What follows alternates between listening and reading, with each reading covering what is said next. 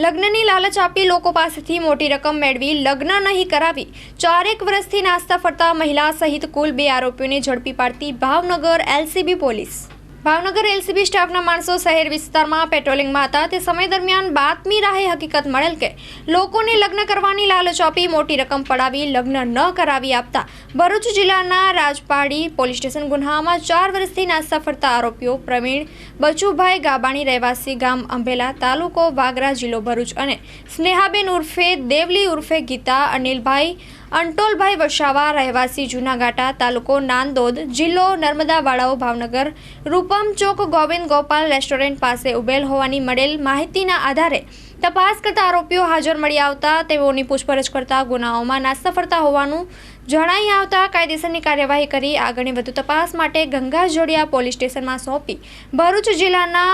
Umalla police સ્ટેશનમાં જાણ કરવામાં આવેલ છે।